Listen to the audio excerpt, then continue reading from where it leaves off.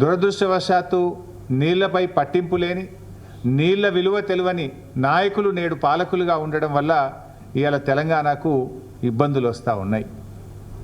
గతంలో కేసీఆర్ గారు ముఖ్యమంత్రిగా ఉన్నప్పుడు ప్రతిరోజు ఉదయం లేవగానే తన దినచర్య ఏ నదిలో ఎన్ని నీళ్ళు వస్తున్నాయి అని చూసి అటు ఇంజనీర్లను ఇటు మంత్రులను శాసనసభ్యులను అలర్ట్ చేసేవాళ్ళు.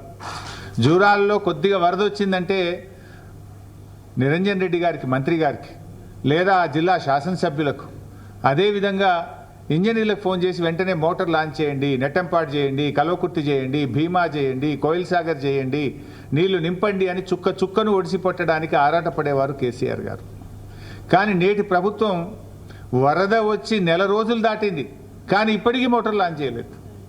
అంటే వీళ్ళకి ఎంత నిర్లక్ష్యం.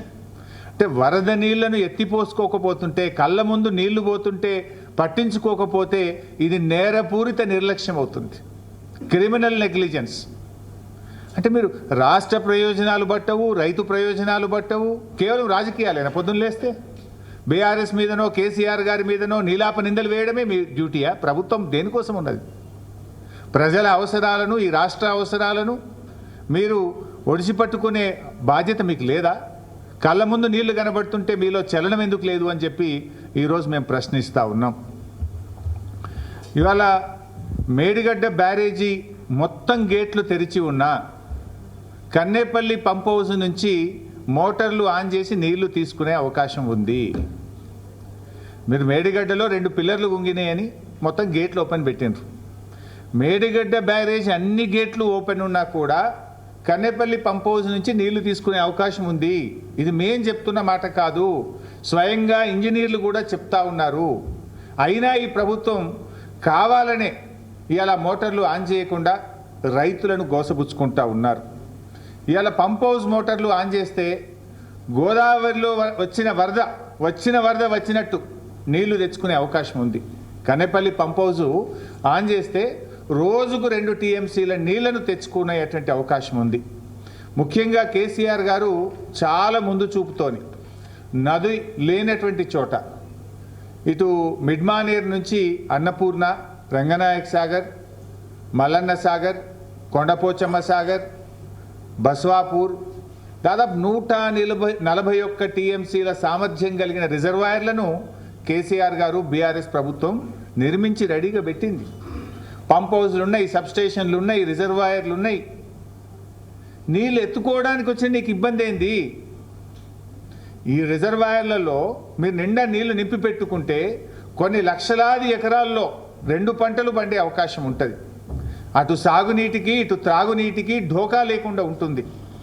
హైదరాబాద్ కానీ జిల్లాల్లో ప్రజల త్రాగునీరు కానీ పారిశ్రామిక అవసరాలు కానీ రైతులకు వ్యవసాయ అవసరాలకు అన్నిటికీ కూడా డోకా లేకుండా బ్రహ్మాండంగా ఈ రిజర్వాయర్లన్నీ నింపొచ్చు, రైతులకు నీళ్ళు ఇవ్వచ్చు. ఎందుకు మీరు ఈ నిర్లక్ష్యం చేస్తూ ఉన్నారు? ఇలా నీళ్లు ఉన్నాయి, పంపులు మోటార్లు ఉన్నాయి, రిజర్వాయర్లు ఉన్నాయి, కరెంటు అందుబాటులో ఉంది. మరి ఆలస్యం దేనికి? ఎందుకు నిర్లక్ష్యం చేస్తున్నారు? ఇవాళ మేడిగడ్డ దగ్గర నేను ఈరోజు ఉదయం కూడా చూశాను, మీరు కూడా చూడొచ్చు, ఆన్లైన్లో ఎవరు చూసినా కూడా చాలా స్పష్టంగా కనబడుతుంది. ఇంట్లో ఈరోజు మేడిగడ్డ దగ్గర చూస్తే ఈ నిమిషానికి 73,600 క్యూసెక్కుల నీళ్లు మేడిగడ్డ దగ్గర ప్రవహిస్తున్నాయి. ఇప్పుడు ఆన్ ది స్పాట్ ఈ సెకండ్లో మేడిగడ్డ బ్యారేజ్ దగ్గర మీరు చూస్తే 73,600 క్యూసెక్కుల నీళ్లు ఈ సెకండ్లో పోతా ఉన్నాయి. అంటే 73,600 క్యూసెక్కుల నీటి ప్రవాహం ఇవాళ మేడిగడ్డ దగ్గర ఉన్నది. సో మన కన్నేపల్లి పంప్ హౌస్, మేడిగడ్డ నుంచి నీళ్లు తీసుకునే పంప్ హౌస్ పేరు కన్నేపల్లి పంప్ హౌస్. ఈ కన్నేపల్లి పంప్ హౌస్ యొక్క minimum draw down level MDDL 93.5 మీటర్లు. గోదావరి నదిలో ఇప్పుడు 73,000 క్యూసెక్కుల నీళ్లు పోతున్నాయంటే నది యొక్క లెవెలు ఈ నిమిషానికి 96 మీటర్లు. మన MDDL ఎంత? 93.5. ఇప్పుడు 73,600 క్యూసెక్కుల నీళ్లు పోతే నది యొక్క లెవెలు 96 మీటర్ల ఎత్తున ఉంటుంది. 2.5 మీటర్లు కావలసిన దానికంటే ఎక్కువ ఎత్తులో నది ప్రవహిస్తూ ఉంది. జస్ట్ మోటార్లు ఆన్ చేయడమే ఆలస్యం. Is it not criminal negligence? స్పష్టంగా నీళ్లు తీసుకునే అవకాశం ఉండి కూడా ఎందుకు నిర్లక్ష్యం చేస్తూ ఉన్నారు? రోజుకు 2 టీఎంసీల నీళ్లు తీసుకోవచ్చు. ఈవెన్ ఆ నదిలో 5,000 క్యూసెక్కులు ఉంటే కూడా ఒక మోటార్ నడుస్తుంది.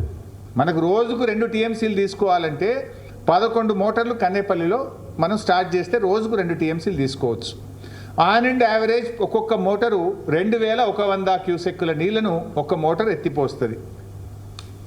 అంటే మనము 5,000 క్యూసెక్కుల ప్రవాహం ఉంటే కూడా ఒక మోటార్ ఆన్ చేయొచ్చు.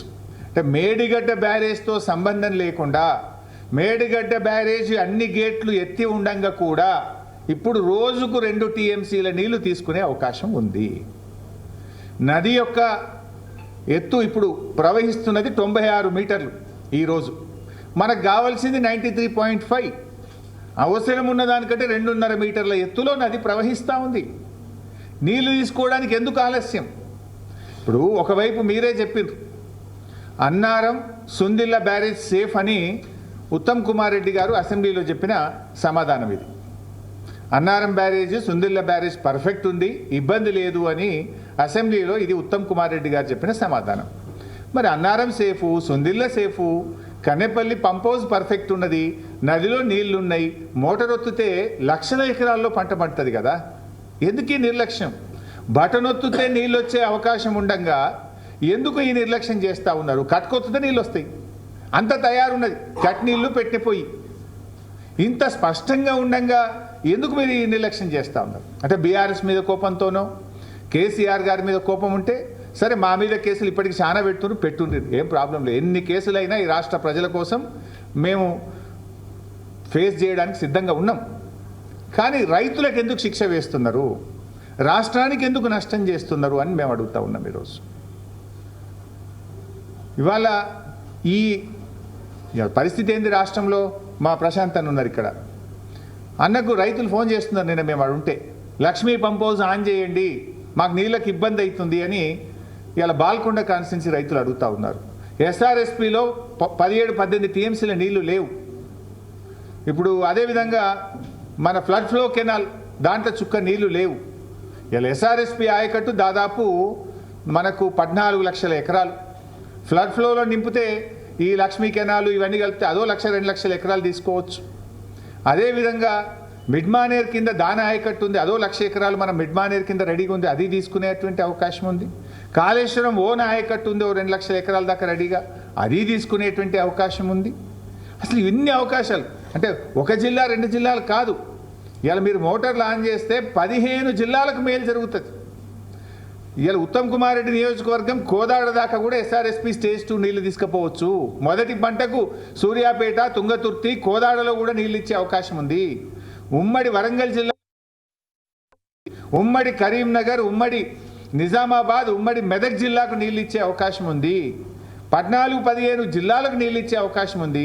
20-25 లక్షల ఎకరాలకు నీళ్ళు ఇచ్చే అవకాశం ఉంది.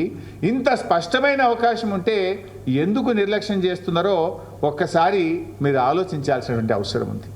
ఏంది is it not criminal negligence? ఎంత అన్యాయం ఎందుకు చేస్తున్నారు మీరు?